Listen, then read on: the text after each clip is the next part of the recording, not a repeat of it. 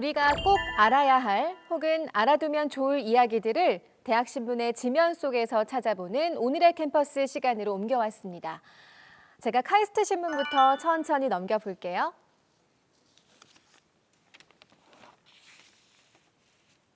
윤아리영 기자가 망가진 환경, 번영한 인류에게 책임을 묻다라는 제목으로 EBS의 다큐 프로그램 인류새 인간의 시대를 조명하고 있는데요. 내용 함께 알아보겠습니다. 비닐을 해파리로 착각하고 먹어 장이 파열된 거북이와 버려진 마스크끈에 목이 졸려 죽는 새들.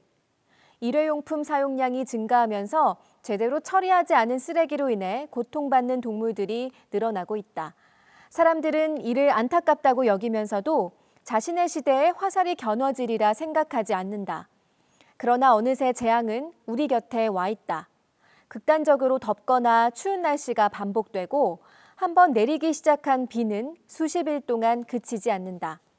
푸르던 하늘은 미세먼지 때문에 뿌옇게 된 지 오래다.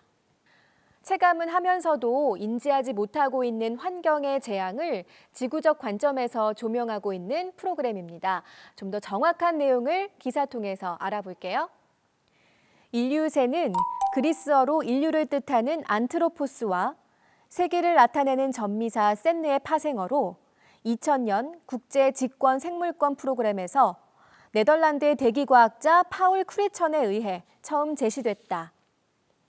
지질학적으로 우리는 신생대 제4기 홀로세에 살고 있으나 인류에 의해 지구가 짧은 시간 동안 급격하게 변화했기 때문에 이 시기를 구분지어야 한다는 것이 인류세의 핵심 담론이다. 실제로 세계 인구, GDP, 에너지 사용 등의 사회 경제적 변화 지표와 여러 지구계 관련 지표를 분석한 결과 대다수의 그래프가 1950년을 기점으로 가파르게 상승한 것이 관찰됐다. 인류새 담론에 대한 긴 서론이 끝난 후 저자는 인류의 편의를 위한 행동들이 지구를 어떻게 파괴했는지 차례로 소개한다. 코끼리 도살을 막기 위해 개발된 플라스틱이 어떻게 야생동물과 생태계를 위협하는 존재가 되었는지, 멸종 위기에 처한 야생동물들과 태어나자마자 도살당할 운명의 수백억 마리 식용동물들이 어떤 삶을 살고 있는지, 우리가 짐작하면서도 불편한 마음과 무관심에 보지 않았던 현실을 들춰낸다. 코로나19 이후로 환경에 대한 대중의 관심이 부쩍 늘었다고 하죠. 우리가 꼭 알아야 할 지구 환경의 이야기를 다루고 있는 프로그램인 만큼 꼭 챙겨봐야겠다는 생각이 듭니다. 그럼 기사의 마무리 부분마저 읽어볼게요. 사람들은 번거롭고 어렵다는 이유로, 국가는 경제 발전을 포기할 수 없다는 이유로 환경 문제를 외면해왔다. 그러나 저자는 이제라도 지구의 모든 요소를 포화 상태로 만든 대가를 치러야 한다고 말한다. 문명의 발전에 따른 환경 파괴가 가속화되는 지금, 우리는 예정된 결말을 막을 수 있을까? 환경을 위한 적극적인 움직임이 지구를 오염 전의 모습으로 돌려놓을 수 있다고 단언할 수는 없다. 그러나 지금까지의 삶을 포기하지 않는다면 아무것도 변하지 않기에 이 질문에 대한 대답은 하나뿐이다.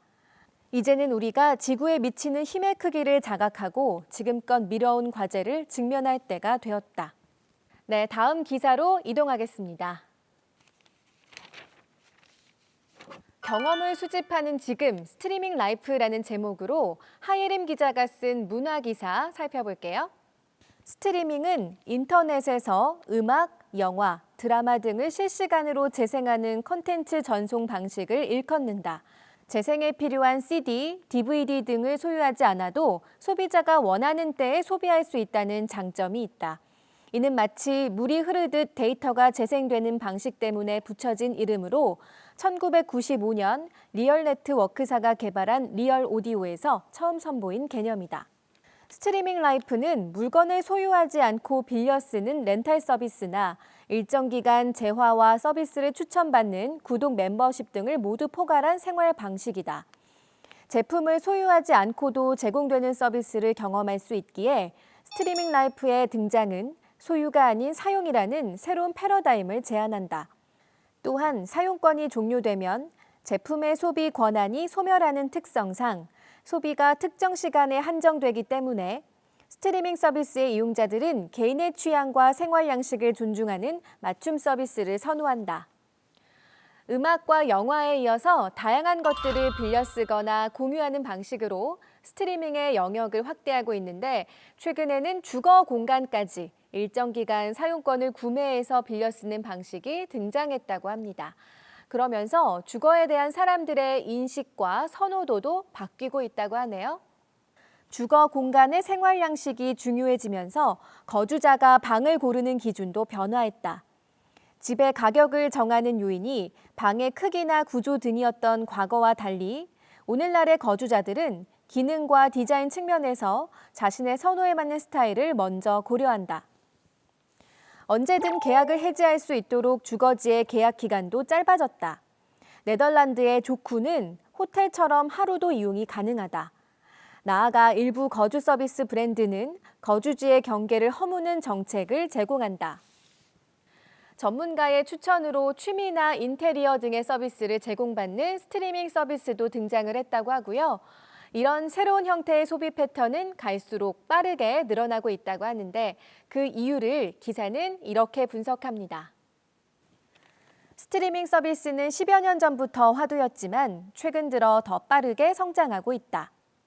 서울대학교 소비트렌드 분석센터 김난도 교수는 스트리밍 서비스 시장의 빠른 성장이 서비스를 주로 이용하는 밀레니얼 세대의 특성 때문이라고 언급했다.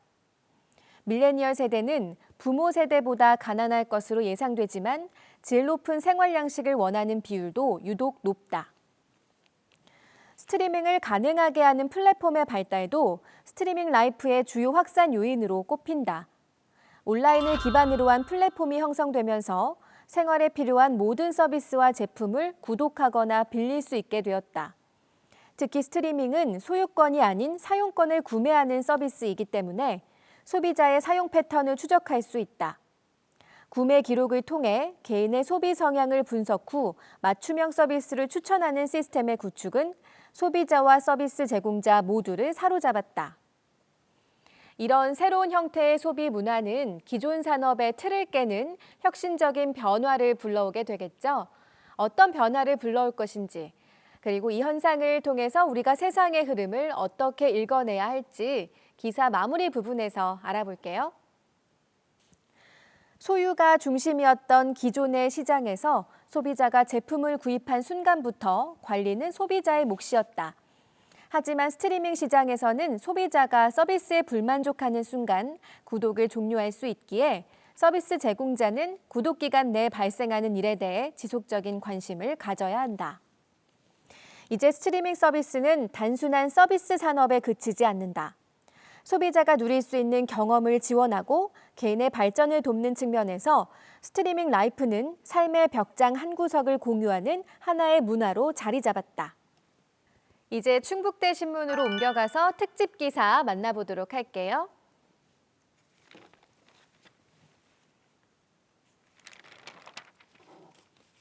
네 글자로 만나는 나, MBTI의 세계라는 제목인데요. 흥미를 느끼는 분들 많으실 것 같습니다. 정윤채, 김태림, 배은영, 양서영, 이종우 기자가 함께 정리한 심리분석 특집 기사, 제가 읽어볼게요. MBTI는 제2차 세계대전 당시에 분석 심리학의 개척자로 널리 알려진 스위스 심리학자 카를 융의 성격 유형 이론을 근거로 개발됐다. 검사 방식은 피검사자가 93개에 이르는 상황에 자신이 보일 법한 반응을 택하면 응답한 결과에 따라 피검사자의 선호 경향성을 담은 결과가 도출된다. 결과는 인간의 성격을 4가지 차원으로 정의하고 각각의 차원마다 양극단이 존재한다고 가정해 나타내는데, 외향형과 내향형, 감각형과 직관형, 사고형과 감정형, 판단형과 인식형이 바로 그것이며 결과로 나올 수 있는 조합은 총 16가지다. MBTI 붐의 원인에 대해 한국 MBTI 연구소 김재형 연구부장은 MBTI 붐의 이유는 단순히 한두 가지로 설명할 수 없는 것 같다. 기존의 집단, 집합 문화에서 개인 문화로 넘어오는 과도기에서 자신의 정체성에 대한 궁금증을 해소하기 위한 측면에서 더 부각된 게 아닐까 싶다. 또한 코로나19 때문에 사회가 비대면 상황으로 급변한 상황에서 온라인으로 자신의 정체성을 표현하고 싶은 사람들에게 4개의 코드만으로 간단하고 명확하게 자신을 표현할 수 있는 MBTI가 매력적으로 느껴지지 않았을까 싶다라고 답했다. 그 외에도 다른 심리검사에 비해서 접근하기가 쉽다는 점도 인기 요인으로 꼽히고 있다는데요. 무엇보다 MBTI 자체가 갖고 있는 특징이나 매력이 인기를 끄는 진짜 이유가 되겠죠. MBTI 마니아들이 말하는 MBTI의 가장 큰 장점은 2가지였다. 첫 번째는 자기 이해다. 이는 개인의 주 기능과 열등 기능을 눈에 보이는 지표로 의식할 수 있도록 하는 MBTI의 특징에서 비롯되는 이점이다. MBTI는 성격적 기능을 항목별로 상반되는 성향에 따라 의식적으로 가장 선호하며 발달한 기능인 주 기능과 가장 무의식적인 부분이며 덜 발달한 기능인 열등 기능으로 나누는데 이를 통해 본인의 강점과 약점을 인식할 수 있게 된다는 것이다. 2번째 장점은 타인 이해다. 자기 이해와 같은 맥락에서 MBTI의 성격 분석 기능은 나뿐만이 아니라 타인에게까지도 확장할 수 있기 때문이다. 이는 타인을 이해하는 것을 넘어 긍정하는 데에도 큰 도움이 된다. 실제로 MBTI 관련 커뮤니티에서는 서로의 MBTI 유형에 대한 질문을 주고받고 이를 통해 내면 심리를 탐구하는 등 타인 이해의 목적을 둔 온오프라인 활동이 활발히 이루어지고 있다. 이렇게 편리하고 매력적인 장점을 지닌 MBTI지만 부작용이나 악영향도 없을 수는 없겠죠. 어떤 점을 유의해야 하는지 알아볼게요. 대표적인 것이 바로 과몰입이다. MBTI를 지나치게 맹신해 평소 일상생활에도 과도하게 MBTI를 적용하는 것이 이에 해당한다. 이러한 현상에 대해 최승원 교수는 타인을 직접 이해하지 않고 유형 설명 그대로 상대방을 이해하려고 하다 보면 타인을 곡해하게 되는 위험성이 생길 수 있다. MBTI 하나로 타인을 평가하는 것은 매우 위험한 생각이다라고 밝혔다. 그렇다면 이런 MBTI를 보다 더 바람직하고 올바르게 활용하기 위해서는 어떻게 해야 할까? 전문가들이 말하는 유의점은 크게 2가지다. 첫 번째는 믿을 수 있는 곳에서 정식 검사를 받는 것이다. 김재형 연구부장에 의하면 MBTI의 올바른 활용이 성립하기 위해서는 정식 검사와 검사 결과에 대한 전문가의 해석이 전제돼야 하는데 현재 사람들이 자신의 MBTI 유형을 판독하기 위해 사용하는 인터넷상의 검사는 대부분 16 퍼스널리티라는 간이 검사다. 2번째는 MBTI의 본질 파악하기다. MBTI가 무엇을 알아보기 위한 도구인지 그 성격과 특성을 충분히 인지하고 적절하게 활용해야 한다는 것이다. 같은 하늘 아래 똑같은 레드는 없다라는 모 화장품 브랜드 립스틱의 광고 문구처럼 하늘 아래 완전히 똑같은 사람은 없다. 16개의 유형으로 다 규정하기에 우리는 너무나도 다르고 또 다양하다. 누군가에 대해 알아가고 싶어졌을 때 우리가 해야 할 말은 너는 어떤 유형이야가 아니라 너는 어떤 사람이야가 돼야 한다. 네, 이어서 살펴볼 기사입니다.